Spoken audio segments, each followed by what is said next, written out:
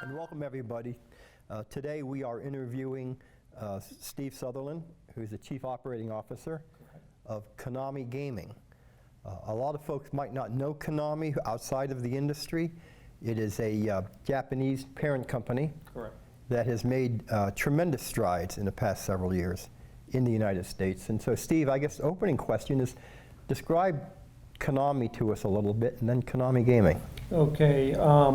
To best understand Konami, I think there's many people that understand who Konami is, but they look through it through the foundation of the company. Konami Corporation is a Japanese-based parent company listed on the Tokyo, London, and New York Stock Exchange. And there's four major business segments that the company's in.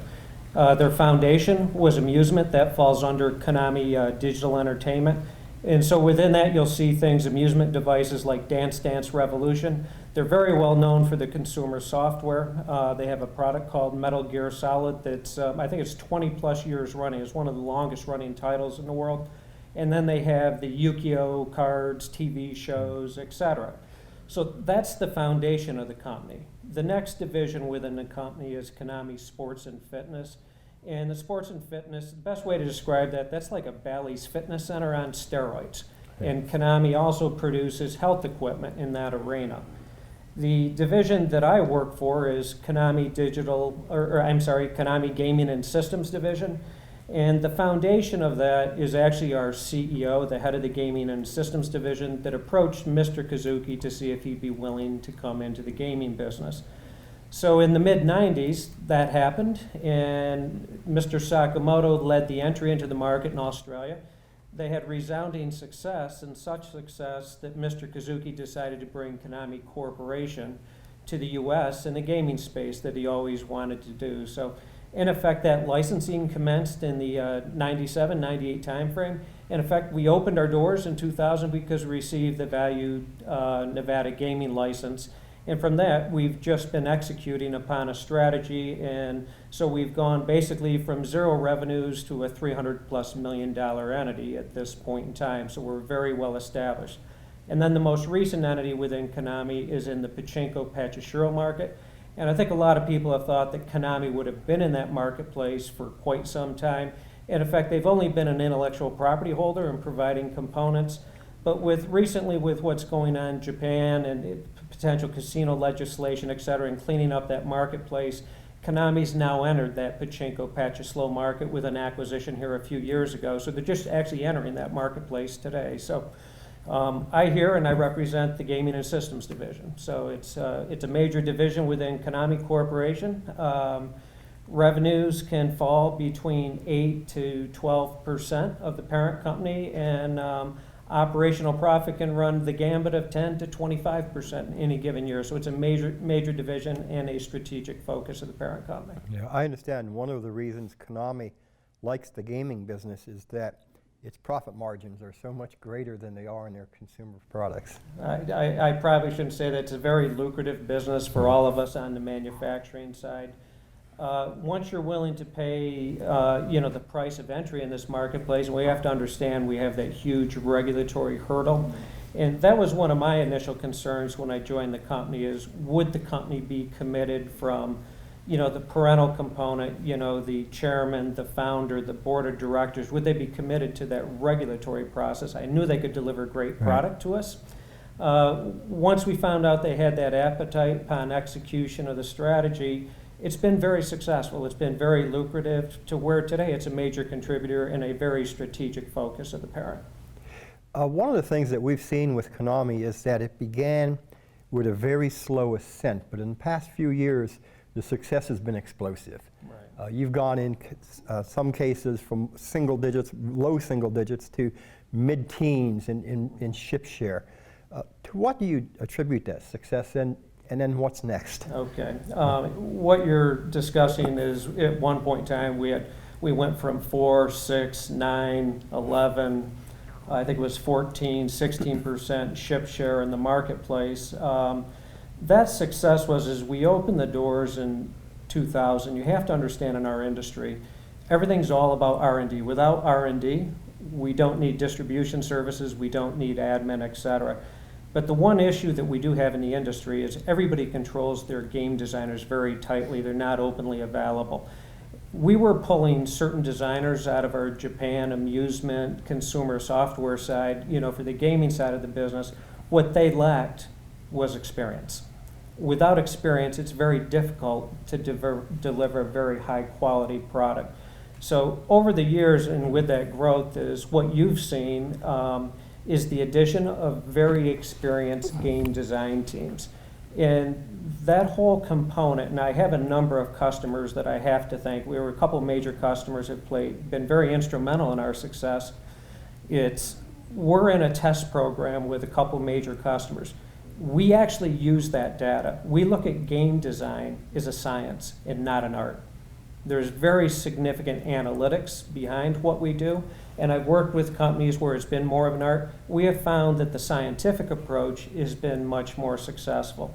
With that, we continue to add to our game design teams, and the biggest issue that we've experienced over the past few years, and I wish we could have pulled the trigger a little bit sooner, was an expansion of our facility.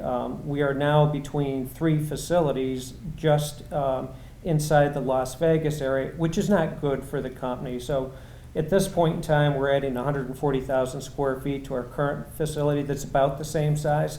Once it's completed, we will touch every section, but it's all about expanding 2 key areas. R&D, doubling that size in the event that we continue to do things through organic growth.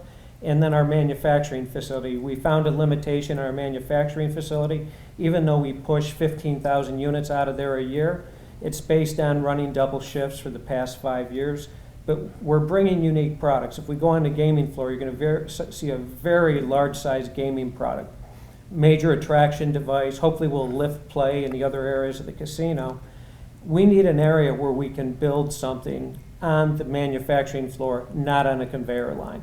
So the new factory's been designed, to handle the current products that we compete with our competitors with, and a whole new product set that they don't compete. We want to enter the market or provide products to the marketplace that are unique to Konami and only Konami. So Japanese parent company, but made in America. Japanese parent company, made in America, and even though this is, the world headquarters for gaming, we do have a facility very similar in Sydney, Australia, which is truly the foundation. We have R&D resources in Zama, Japan, outside Yokohama by about an hour. And then we have a fairly significant presence also in India. But we need to expand this base here. So every company or every office location, the Konami Gaming here in the U.S. is run as a U.S. company. Konami Gaming Japan is run as a Japanese company. Konami Australia is run as an Australian company, and our entity in India is run as an Indian company. We have to respect the cultures. Right. Very good. If you would are able to boil down Konami's competitive advantage to one thought, what would that be? Performance of the product line and execution. It's very critical to me. We're in a very small industry. The formula for success is actually very simple, okay? It's net win per unit per day, okay? Understanding that we're in a small industry, you have to have a reliable product, and you have to fulfill your commitments time over time.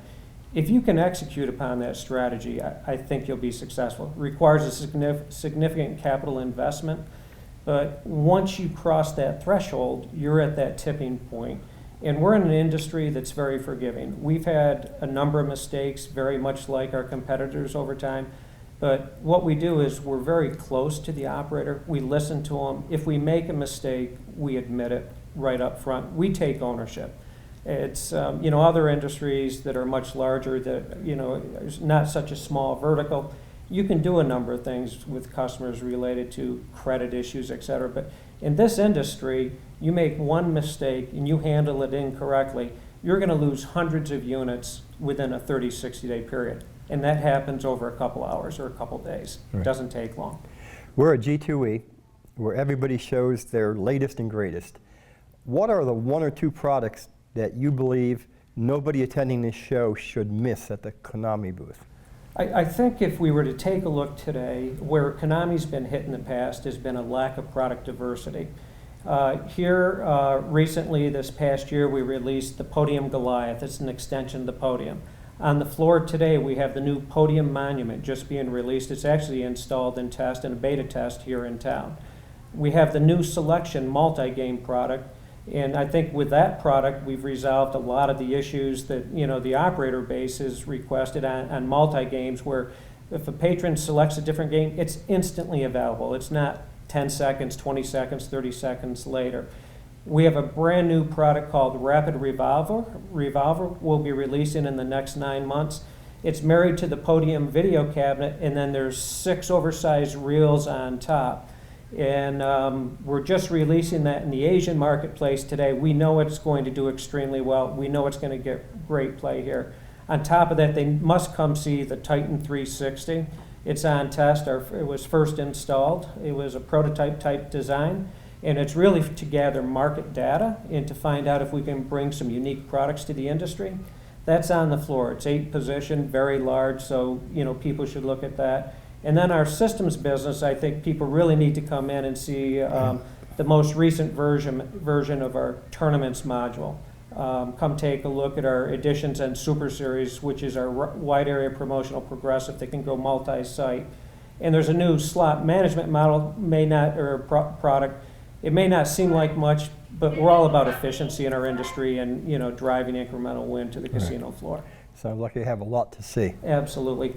Our marketing department will kind of limit, or not limit, but at least demonstrate to you those things that believe at the highlights. There's a couple things you're going to want to film Titan 360 no matter what our marketing department says, but they'll pick up on a couple other items they'll show you here today or tomorrow. Okay, very informative, Steve. Is there anything else you'd like to touch upon that we haven't? As I take a look, Konami is a recent entrant into the marketplace. We're very focused on, becoming one of the top 3 suppliers. I know you picked up yesterday. We made an announcement. We did select an iGaming partner in Game Account Network, or what's more commonly known as GAN, and that will leverage our content. We don't need to do everything, so we're licensing our content to GAN. It's very strategic. That content will first see itself rolled out in Europe and the real money gaming sites in the legal side of the business, but it will also come here to the U.S. in New Jersey on the real money gaming, and then on the simulated or play for free sites. And that's the piece I'm really looking forward to, because I think I can drive a lot of benefit long term to our current customer base within Konami on that side also. I'm looking forward to those future discussions with that group. Good. Steve, thanks very much. Very Thanks, informative. All right.